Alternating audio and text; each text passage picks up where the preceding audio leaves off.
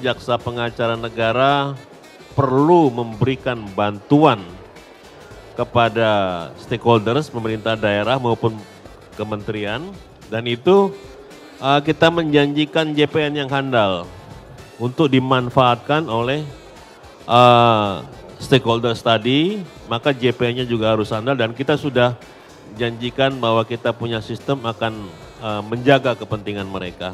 Kita membangun sistem supaya karena kita menjanjikan satu output ya, satu produk yang sungguh-sungguh berkualitas yang excellent, dalam arti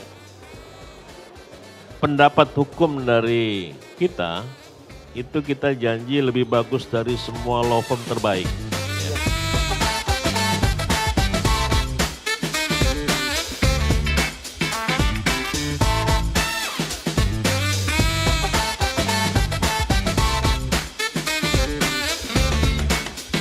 Halo Sobat Adiaksa di seluruh penjuru Nusantara. Kalau saya mau menyapa yang ada di pojok Puspenkum.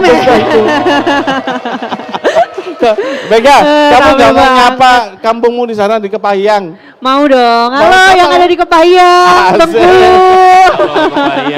Kepahyang. Luar biasa loh Kepahyang disapa langsung oleh Pak Jamdatun. Selamat Iya. datang Pak Jamdatun di pojok Siap, Pak Puspenkum. Deddy, Mbak Mega, Siap. makasih. Iya. Pak, ngomong-ngomong tentang Jamdatun Pak, kita ngeliat bahwa ada subtema juga. Kalau menurut saya subtemanya relevan sekali Pak, dengan pembangunan ekonomi bangsa yang semakin kokoh ini. Ya. Ya kalau saya bacakan nih Pak, Jaksa Pengacara Negara handal mengawal transaksi dan pengelolaan keuangan negara dalam transformasi ekonomi berkelanjutan. Luar biasa lagi temanya ya Pak ya. Nah dari tema tersebut Pak, itu sebenarnya apa nih harapan dari Jamdatun sendiri dengan menyusung tema yang sudah dibacakan oleh Pak Deddy tadi? Sebenarnya gini, ini sesuai dengan kebutuhan ya, kebutuhan dari stakeholder sendiri, baik di tingkat pusat di kementerian BUMN di tingkat pusat, maupun kebutuhan di daerah, pemerintah daerah maupun BUMD, itu mereka sungguh-sungguh perlu diberikan pendampingan dari aspek legal agar dalam menyusun kebijakan, membuat satu keputusan, ataupun melakukan tindakan pemerintahan, itu nantinya tidak dibatalkan apabila digugat tata usaha negara. Karena masyarakat sekarang sangat kritis, masyarakat yang dirugikan oleh satu keputusan pemerintah itu akan men-challenge melalui gugatan tata usaha negara. Sehingga Jaksa Pengacara Negara perlu membantu pemerintah daerah agar keputusannya tidak mudah dibatalkan oleh pengadilan tata usaha negara. Begitu juga terkait dengan pembuatan peraturan menteri, peraturan perda, peraturan kepala daerah, gubernur dan bupati, perbub. Karena peraturan yang dibuat itu akan menjadi objek gugatan di uji material Mahkamah Agung. Dan banyak sekali peraturan-peraturan dari pemerintah daerah yang begitu digugat di Mahkamah Agung dibatalkan. Kebatalan satu peraturan dalam uji material di Mahkamah Agung itu berimplikasi hukum yang banyak sekali kerugiannya. Karena dari peraturan tadi sudah sempat diberikan izin. Dari peraturan itu ada beberapa pihak diberikan izin, dari peraturan itu sudah ada penerimaan negara, dari peraturan itu sudah ada tindakan-tindakan bisnis yang lain, ada yang ngambil kredit, ada yang segala macam, cari funding dari bank dan lain-lain untuk satu proyek tertentu. Nah, kalau peraturannya dibatalkan, akibatnya akan lebih banyak yang dirugikan. Maka itu membuat satu peraturan agar lebih terprotek dari kemungkinan kebatalan. Maka di situ jaksa pengacara negara perlu memberikan bantuan kepada stakeholders, pemerintah daerah maupun kementerian, dan itu kita menjanjikan JPN yang handal untuk dimanfaatkan oleh stakeholders tadi, maka JPN-nya juga harus handal dan kita sudah janjikan bahwa kita punya sistem akan menjaga kepentingan mereka. Gitu. Seperti itu Pak Dedi. Jadi ini sistemnya lebih ke suatu tindakan preventif dari bidang datun. Agak berbeda. Seperti itu, ya. Subtema Apa itu? ini lebih mengerucut ke satu titik fungsi dan tugas yang lebih, kata gini, jam datun dengan banyak fungsinya, dengan Ya. 5 fungsinya. Ya. Ternyata beliau lebih intens ke poin subtema. Rupanya ini ada kaitan dengan termasuk menjaga iklim investasi di Indonesia ya Pak? Betul, bukan hanya iklim investasi, tetapi juga masalah banyak program pemerintah, misalnya pemulihan ekonomi nasional, program pembangunan IKN, program pendistribusian bantuan kepada masyarakat, baik itu dari Kemensos maupun daripada Pemda. Kalau bantuannya ini terkendala akibat pengambilan keputusan atau pembuat peraturannya yang tidak proper, maka akan terkena masalah hukum semua. Kadangkala akibat daripada hukum, resiko hukum ini kan gini. Banyak orang tidak berniat melakukan perbuatan pidana, tetapi dia tanpa sadar melewati garis. Ya. Kita tidak pernah menyangka bahwa kita bukan kriminal, tetapi kemudian kita tiba-tiba nabrak orang meninggal, 359. Ya, 359 itu hukumannya paling rendah itu penjara 1 tahun tuh putusan tuh. Nggak ada yang di bawah 10 bulan, di bawah setahun tuh nggak ada 359 meninggal loh ya. Sehingga di sini tanpa sadar akibat dari kelalaian dia dalam mengemudi, dia bukan kriminal, tetapi kemudian melewati batas dan kemudian masuk resiko pidana. Dalam kegiatan pembangunan, dalam kegiatan pendistribusian bantuan, niatnya baik, tetapi tiba-tiba tanpa sadar melewati batas rel, dan kemudian menjadi kasus pidana. Yang rugi bukan yang bersangkutan saja, tetapi programnya juga menjadi citranya hancur semua. Itu yang kita jaga oleh JPN tuh. Menjaga kewibawaan pemerintah juga Pak ya? Membawa kewibawaan pemerintah ya. Pak Dedi, tadi disinggung sedikit mengenai IKN. Nah, ini kan dalam IKN ini Pak, kita dari bidang datun sebagai JPN itu seharusnya punya chance atau kesempatan besar di situ untuk memberikan kontribusi. Lalu sampai saat ini Pak, untuk bidang datun sendiri itu udah sampai mana Pak kesiapan kita untuk bisa ikut kontribusi langsung dalam IKN Nusantara ini Pak? Sudah, dari sekarang sudah beberapa BUMN yang akan ditugaskan untuk melaksanakan pembangunan di sana, semua sudah berkonsultasi ke kita dan sudah kita berikan pendampingan dan legal opini tentang rencana misalnya pembangunan untuk satu korporasi bersama terkait dengan masalah pengadaan betonnya, mereka konsultasi ke kita. Kemudian berkaitan dengan kontrak-kontraknya, itu dari IKN pun meminta pendampingan dari kita. Jadi proses kita ingin bahwa proyek IKN yang sungguh-sungguh untuk kepentingan bangsa dan baik bagi kepentingan antisipasi bangsa kita di kemudian hari, itu kita sungguh-sungguh menjaga agar proyek yang sebagus ini tidak menjadi sasaran tembak akibat daripada problematika hukum. Ya. Jadi kita menjaga di sana. Wih, Nah, keren. betul. Enggak, sebentar kan? Iya. Sebentar nih.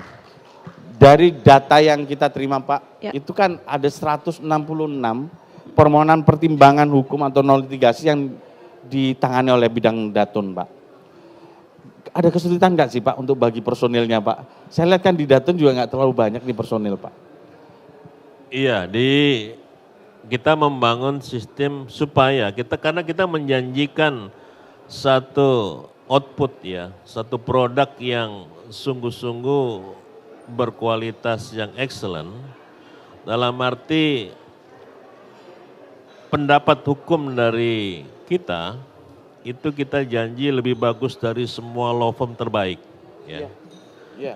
Maka kemudian untuk menjamin satu output yang seperti itu, maka dari sisi prosesnya kita harus menyiapkan diri. Maka kami ada tim-tim spesialis, ada tim spesialis kontrak, tim spesialis pengadaan, ada tim spesialis kontrak internasional, ada tim spesialis arbitrase, ada spesialis untuk legal drafting. Jadi tim itu yang kemudian kita bangun, kita perkuat, kita trainingkan ke luar negeri, kemudian kita magangkan di beberapa perusahaan, kita magangkan kemarin baru ke Singapura beberapa orang. Memang kalau untuk tim di Jam Datun ini tidak Ternyata diragukan keren. lagi Pak, tidak Pasti diragukan kamu lagi. minat Mega. Sekali Pak. Ya Bapak, ini ada yang luar biasa juga dari Pak Jam Datun ini Pak. Salah satunya adalah ini kan Bapak nggak lihat nih ada yang sedikit berbeda di meja kita dibanding narasumber yang lain. Banyak sekali Iya. buku pintar Iya. yang dilahirkan periode beliau. Betul Buku sekali. pedoman banyak berapa Betul. pedoman sih Pak yang disusun Pak? Iya. Berapa ya? 10 mungkin atau 10 Pak, ya? Contohnya Ini adalah jadi- salah betul. satunya di sini nih. Jadi kalian para bukunya. JPN di daerah rasanya kok gak ada alasan lagi ngomong kesulitan secara teknis karena Iya. pedoman sudah disusun semua Iya betul oleh Pak sekali. Jam Dan ini Datun. pedomannya lengkap sekali, Iya, tinggal dibaca. ini tinggal di download semua PDF-nya ada, mau dicetak silakan. Kemudian kita sudah upload ke Idatun semua.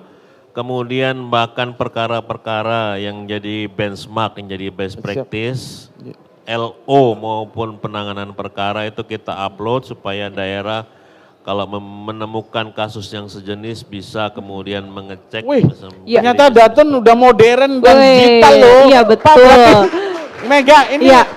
ngomongin kejahatan digital, Iya. Jam Datun sudah memberikan kontribusi besar juga.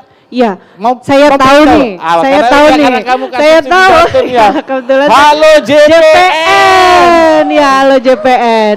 Pak, apa sih yang melatar belakangi Bapak membangun program Halo JPN itu Pak? Masyarakat butuh sungguh-sungguh membutuhkan konsultasi hukum gratis. Iya benar. Karena seringkali masyarakat, ini nyata dan banyak sekali kasus, mereka menghadapi masalah hukum, kemudian kalau ke lawyer mereka tahu mahal, kalau nanya ke orang kadang-kala kemudian disarankan untuk ngurus perkara, kemudian mereka memandang bahwa hukum ini adalah sesuatu yang eksklusif dan berbiaya mahal. Kalau mau urusan hukum mereka harus keluar uang. Dan kemudian akhirnya mereka terpancing untuk melakukan suap dengan para penegak hukum, termasuk kepada misalnya hakimnya, kemudian anunya dan lain-lain. Oknum ya Pak ya? Oknum, sehingga kemudian akhirnya orang yang punya masalah hukum, maka kemudian terjerat pada kasus hukum yang baru. Ya. Sehingga kemudian untuk menjaga supaya masyarakat ini tidak salah dalam mengambil langkah, maka mereka perlu konsultasi hukum gratis. Dan konsultasi hukum gratis ini kan banyak sekali aspek hukum, mulai dari hukum kewarisan ya, kemudian hukum perkawinan, perceraian, itu kan banyak yang tidak tahu bagaimana hukum acaranya di pengadilan negeri dan kemudian di pengadilan agama seperti apa. Kemudian masalah sengketa buat satu perjanjian, kemudian masalah-masalah tanah yang paling banyak, mereka mau konsultasi masalah tanah dan bangunan itu kemana, yang gratisnya seperti apa. Kita masuk memberikan layanan hukum gratis itu. Nah kita punya yang on space, jadi pertemuan ada pos pelayanan hukum gratis yang setiap Kejari ada. Tetapi yang aplikasi yang lebih mudah di handphone mereka itu baru kita bangun melalui Halo JPN. Kira-kira arahnya tujuannya ke sana Mas Dedi. Begitu Pak enak bener Dedi. ya. Iya, tapi Pak, itu kayaknya sih gini sih Mega, ini Gimana? selaras dengan Isja nomor 1 nomor tahun 2022 ya terkait Tentang apa dengan tuh? jaksa menjawab. jaksa. Boleh dong Pak nanti iya, kolaborasi dengan betul. Puspenkum ya Pak. Tapi ada yang unik ini Nanti Pak ini Dedi. Pak Kapus sudah banyak pertanyaan nih. Oh. Pak Kapus ada pertanyaan nih Pak, silakan Pak. Saya nak nanya, ini mewakili netizen Indonesia Oh, netizen Indonesia. Pak monggo Pak dicoba Pak. dan Siap. mewakili media. Media, oke. Banyak yang bertanya begini Pak Jamdatun. Sejauh mana sih batasannya kejaksaan ini mewakili pemerintah dan negara? Itu pertama. Yang kedua, apakah masyarakat hanya bertanya saja, boleh nggak JPN mewakili masyarakat? Nah, ini mewakili netizen ini Mas. Betul. Oh iya. Monggo Bapak. Boleh dijawab Pak. Iya, menurut dasar hukumnya hanya bahwa kejaksaan selaku pengacara negara. Jaksa Agung selaku pengacara negara dan itu kemudian dilaksanakan fungsi dan tugas Jaksa Agungnya oleh bidang datun dalam hari ini Jaksa Pengacara Negara. Sehingga jaksa di semua negara, jaksa untuk civil litigation itu mewakili negara. Ya. Jadi bukan mewakili masyarakat individual ya. Nah, tetapi kita menghadapi bahwa masyarakat perlu diberikan layanan secara optimal berkaitan dengan hukum itu. Maka kemudian jaksa harus memberikan layanan kepada masyarakat. Jadi apabila individual, masyarakat itu minta diwakili oleh kejaksaan, demi hukum kejaksaan tidak bisa mewakili masyarakat itu. Ya. Yang bisa dilakukan adalah kita akan membantu semuanya, tetapi dia bisa lakukan sendiri, tetapi semuanya kita bikinkan. Ya. Termasuk misalnya mau surat apa kita bisa bantu dia. Menuntun lah Pak ya. Menuntun dia, membuat satu gugatan, membuat jawaban dalam prosesnya kita ajari nanti mengatur bukti itu semua bisa. Tetapi kita hanya demi hukum tidak bisa mewakilinya saja, itu saja. Oh, Gitu. ada lagi Pak Kapus? Ces, ada kewenangan yang sangat spesial, yang mungkin masyarakat tidak tahu. Hanya yang duduk di sinilah kita tahu kan. Satu, ada kewenangan JPN membubarkan perusahaan. Satu. PT. Yang kedua, ada membatalkan perkawinan. Betul. Bahkan ada kasus JPN memutus perwalian. Ini harus dijelaskan ini. Netizen biar tahu Bapak. Benar Bapak, itu merupakan hal-hal yang belum tersosialisasi di masyarakat seperti itu Pak. Dan yang terakhir mungkin terkait dengan yang disampaikan Pak Ketut, sudah ada berapa perkara yang terkait dengan hal pembubaran PT tersebut. itu, Pak? Ya, Iya, coba. Pak. Tadi bahwa kejaksaan di semua negara ada civil litigation. Civil litigation mewakili negara bukan dari sisi negaranya tapi dari sisi kepentingan umumnya. Jadi ada beberapa law enforcement, penegakan hukum, kalau di Amerika itu bahkan penagihan denda-denda itu jaksa semua itu, civil litigation. Mereka ada undang-undangnya. Kalau seandainya ada yang melanggar lobbying act, jadi dalam proses lobby politik kemudian ada permainan suap dan melanggar nilai-nilai demokrasi untuk mengatur sesuatu yang melanggar prinsip-prinsip demokrasi, maka di situ melanggar lobbying act, dan maka yang menuntut denda pembayaran pelanggaran lobbying act itu jaksa semua. Nah, di situ maka semua kejaksaan untuk kepentingan umum punya kewenangan untuk melakukan law enforcement, penegakan hukum di bidang keperdataan. Nah, kalau di Indonesia berdasarkan ketentuan undang-undang yang ada untuk kepentingan umum, jaksa bisa melakukan pembubaran PT, kemudian mengajukan kepailitan untuk kepentingan umum, kemudian terkait dengan yayasan, ini kan lagi marak ini yayasan yang ngambil duit masyarakat tetapi digunakan dengan melanggar hukum dan lain-lain. Ya. Nah, jaksa berdasarkan undang-undang yayasan demi kepentingan umum itu dapat untuk mengajukan penetapan untuk memeriksa keuangan yayasan itu. Jangan sampai keuangan masyarakat yang dikumpulkan yayasan itu ternyata kemudian disalahgunakan. Maka perlu ada proses dan itu jaksa atas kepentingan umum bisa mengajukan penetapan itu. Kemudian ada pembatalan perkawinan. Ada perkawinan-perkawinan yang kemudian dilaksanakan dengan kepalsuan. Ya, ada datanya palsu dan lain-lain. Ada beberapa perkawinan yang digunakan misalnya perkawinan antar negara, ya, yang kemudian digunakan oleh beberapa orang asing untuk kepentingan penyelundupan hukum, untuk supaya bisa melakukan tindakan hukum dan lain-lain, kepemilikan pertanahan dan lain-lain, maka mereka melakukan pemalsuan bahwa perkawinannya sebenarnya tidak ada, tetapi seakan-akan ada kepalsuan, ada perkawinan. Maka demi kepentingan umum, jaksa harus membatalkan perkawinan-perkawinan yang digunakan sebagai alat untuk melakukan sesuatu yang melanggar hukum. Kira-kira maksudnya begitu. Kemudian pembatalan perwalian. Ada perwalian yang kemudian pada waktu melakukan penetapan perwalian, itu ternyata kemudian setting perwaliannya itu dibuat untuk kepentingan tertentu. Misalnya, sebenarnya itu hak daripada si yang diwalikan, si anak ini tadi lagi.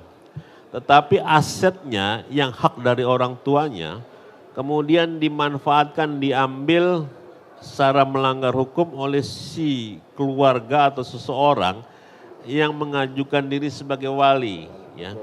Itu kan harus diselamatkan untuk kepentingan umum. Maka kemudian kejaksaan untuk kepentingan umum membatalkan perwalian itu. Jadi banyak penegakan hukum. Coba, Ya, ini jadi masyarakat pembatalan- banyak nggak tahu ya. memang. Makanya tugas-tugas desa muda seperti Mega di daerah juga harus mensosialisasikan Ya, fungsi itu loh siap. Mega.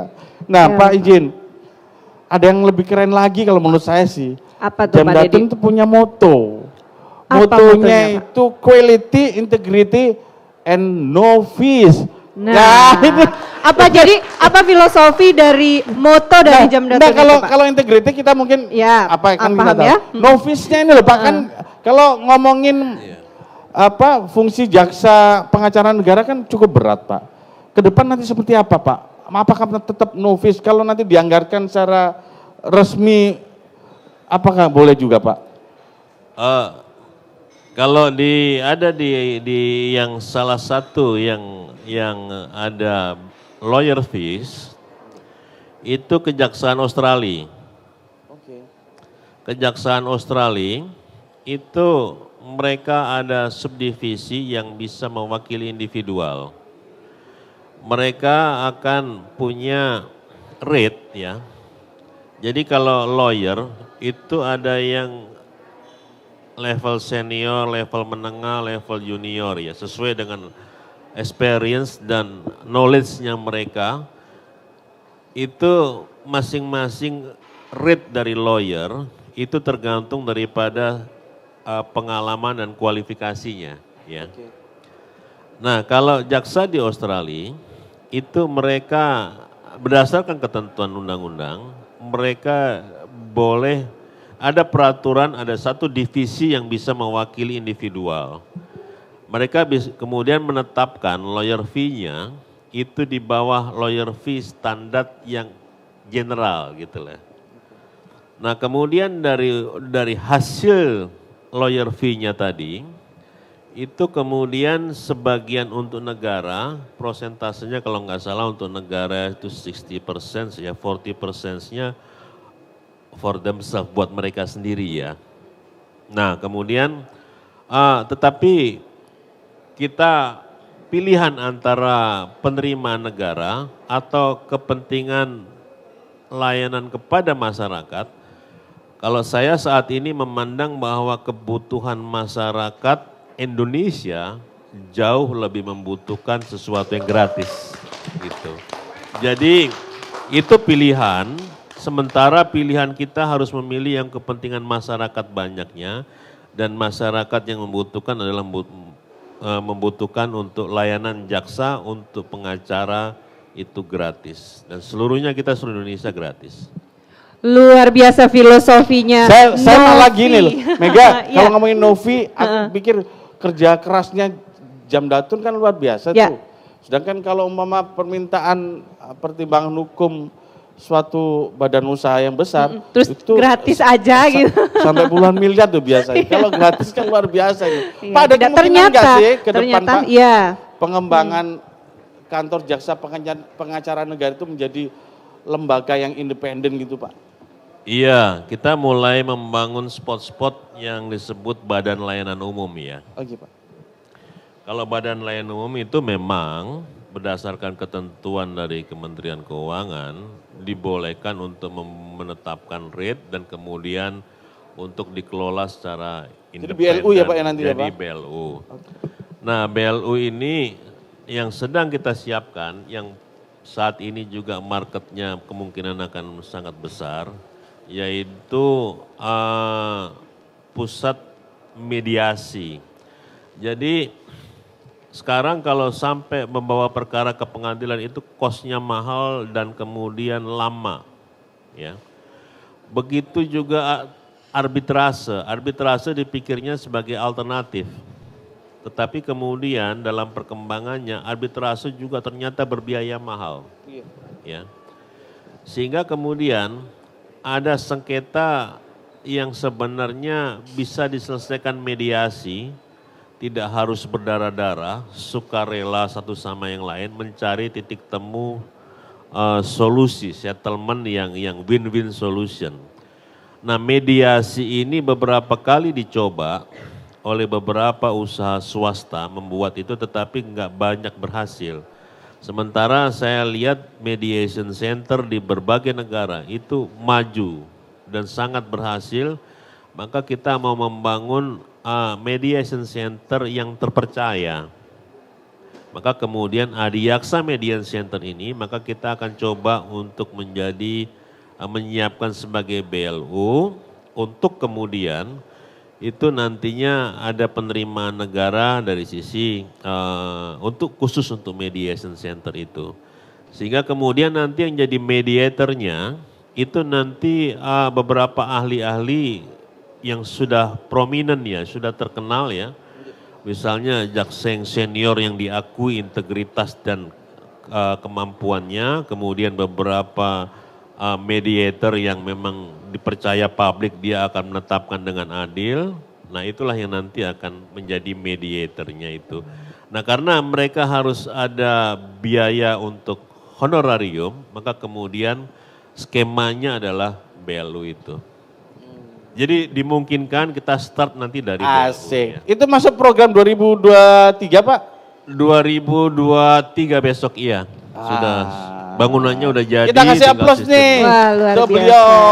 Jadi Pak Dedi kalau Silakan. bisa, Andre mau nanya Andre. iya. Mega dulu, cewek dulu katanya. Cewek dulu. Ayo Kak, apa Kalau Kak? saya tadi kan sudah bilang di awal, saya punya pertanyaan spesial sebenarnya buat Pak Jamdatun. Tadi katanya boleh nanya ya Pak. Kamu ini nanya apa merayu beliau? Nanya saya Pak. Oh nanya. Nah, saya pernah mendapati Bapak ini jalan di mall sendirian. Ternyata saya telepon rekan saya yang di Jamdatun, itu Pak Jamdatun beneran jalan sendirian. Ternyata memang beliau ini punya kebiasaan yang jalan sendirian, pergi sendirian tanpa ajudan, bahkan nyetir sendirian. Saya mau tanya kebenarannya, benar begitu Bapak? Beliau ini termasuk, ya silakan Pak Bapak cerita dulu, nanti saya tambahkan Iya Pak. kebetulan aja ketemu ya. Udah ketemu. Sama aja kebetulan hanya cuman ya apa yang perlu dikerjakan bisa dikerjakan sendiri, kita kerjakan sendiri gitu. Gitu Pak Dedi. Iya, ini tipe- Coba kalau Pak Dedi jadi Jamdatun, ajudannya udah berapa ngekor Oh, kan? enggak lah. Gini dong. Makanya nggak jadi Jamdatun. Iya. Mohon izin Bapak. Ya, Andre. Silakan, Andre. Andre. Mohon izin Bapak Jamdatun. Kami mewakili teman-teman awak media ketika kita membuat rilis.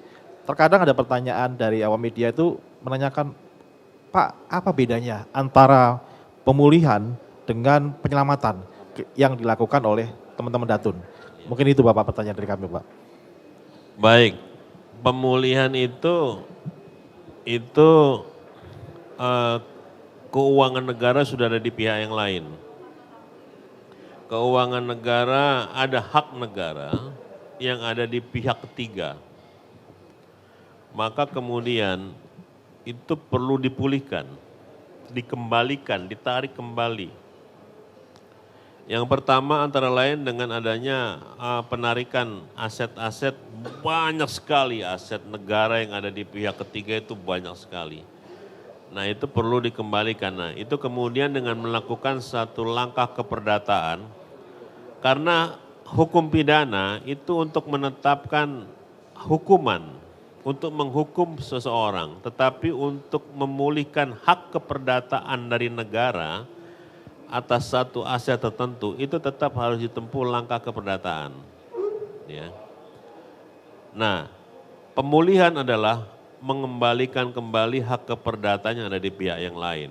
Nah, maka kemudian langkah keperdataan harus dilakukan, termasuk gugatan, termasuk kemudian melakukan mediasi dan lain-lain. Itu pemulihan. Kalau penyelamatan, ada hak-hak orang yang merasa bahwa negara punya kewajiban kepada mereka. Ya. Nah kemudian ini bisa macam-macam karena setiap orang bisa mengajukan gugatan siapa aja gitu. Jadi dia merasa bahwa dia punya hak, negara berkewajiban untuk memberi ganti rugi dia, maka kemudian mereka menggugat, mereka melakukan menuntut, baik itu di dalam negeri maupun di luar negeri. Nah kita mewakili untuk menjaga supaya negara tidak dikalahkan untuk membayar sesuatu yang tidak semestinya yang dituntut. Baik di arbitrasi internasional maupun di dalam negeri. Nah itu yang dikualifikasikan aja menyelamatkan. Menyelamatkan jangan sampai negara diwajibkan menurut hukum membayar sesuatu yang seharusnya tidak diperlukan. Jadi Pak Andre. simpelnya itu kalau misalkan penyelamatan itu tuh yang belum dikeluarkan, maka untuk di Simpelnya pemahaman hukumnya begitu. Iya. Dan supaya publik tahu, capaian kinerja Datun di pemulihan keuangan negara itu mencapai 8,3 triliun. Penyelamatan keuangan negara 29,1 triliun. Waduh. Layak bidang Datun mendapatkan bintang 5. Pak, gini nih, Iya. ini saya unek-unek sebagai Kasubdit Humas, Soalnya Pak. kalau bintang 7 obat sakit kepala ya. Pak, kami ini kan Puspenkum kepingin banget Pak, ada membuat video-video profil terkait kinerja Jamdatun Pak. Artinya kami ikut di dalam setiap kegiatan GPN tentunya terhadap program-program yang punya nilai jual tinggi Pak. Boleh nggak sih Pak kalau kami ikut kolaborasi di dalam kegiatan Datun Pak? Oh tentu saja karena yang kami lakukan itu transparan, fully. Oke. Totally fully sepenuhnya itu transparansi adalah part daripada integrity dan profesionalism. Ya. Jadi kami punya moto untuk integrity dan profesionalism, di situ adalah di dalamnya itu adalah transparansi. Maka kemudian dalam semua kegiatan apapun itu publik dalam hal ini dari media itu bisa ikut di dalamnya. Kapan saja dan di mana saja silakan. Jadi Pak Dedi, kalau dapat saya simpulkan dari perbincangan kita bersama Pak Jamdatun hari ini, wajah Jamdatun pada saat ini itu Pak Dedi, walaupun tugas, fungsi, dan kewenangan dari Jamdatun itu hanya untuk mewakili seperti yang dijelaskan tadi BUMN, BUMD, dan juga pemerintahan, tapi ternyata tujuannya itu hanya untuk satu, yaitu mensejahterakan masyarakat. Oh, Betul iya tidak? dong. Tepuk tangan dulu untuk Jamdatun dong. Nah, bukan hanya itu. Iya. Ternyata kontribusi besar Jamdatun Iya.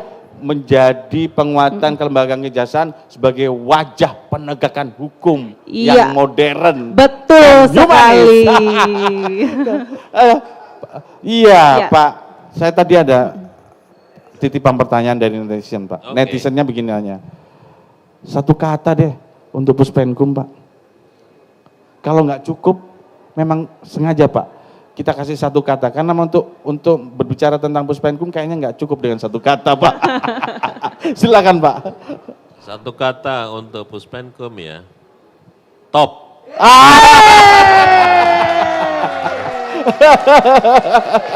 Ini benar-benar satu kata yang Biar top begitu. biar adil Pak, kalau itu tadi untuk Puspenkum. Kalau sekarang satu kata untuk kejaksaan Pak, apa tuh Pak?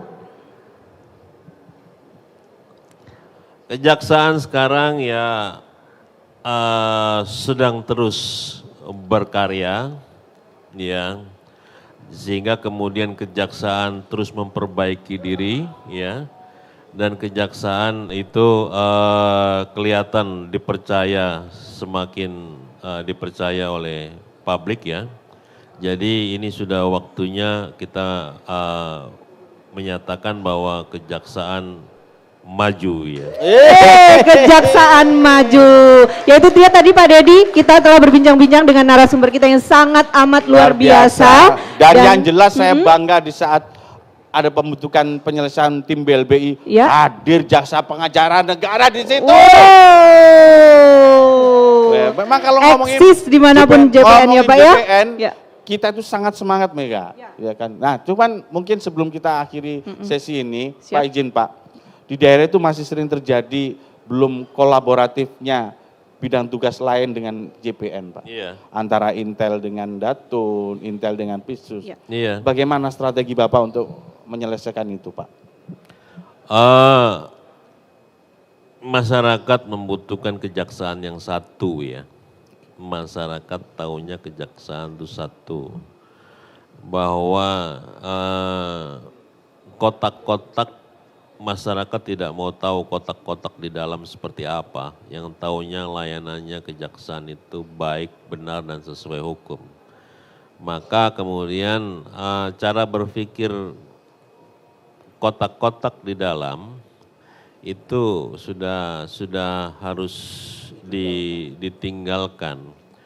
Maka kemudian salah satunya dengan buku-buku pedoman ini buku pedoman bukan hanya untuk Datun, tetapi untuk Pisus bisa digunakan, untuk Intel bisa digunakan.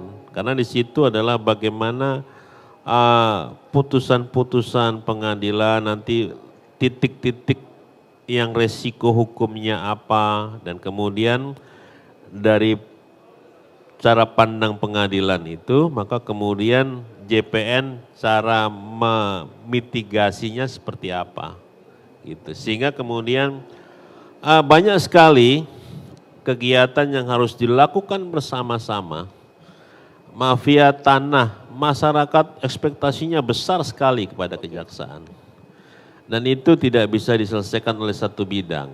Karena aspeknya itu harus kapan harus dikembalikan haknya, kapan kemudian harus dilakukan proses, ada titik yang mana yang tidak pidana khusus, ada yang mana tindak pidana umum, dan kapan saat itu ada masalah koordinasi instansi yang terhambat sehingga kejaksaan harus bersama-sama. Nah memang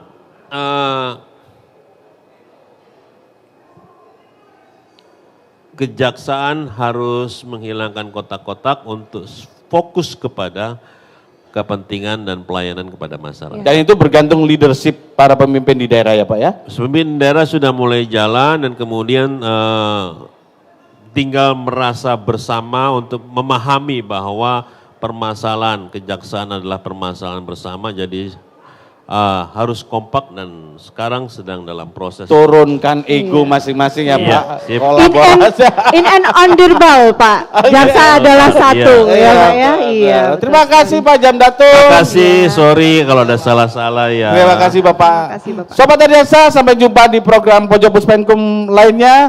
Nggak lama lagi sih, mungkin beberapa jam lagi kita akan dengan narasumber hebat lainnya. Terima kasih, salam sehat untuk kita semua. Kita kasih aplaus untuk beliau.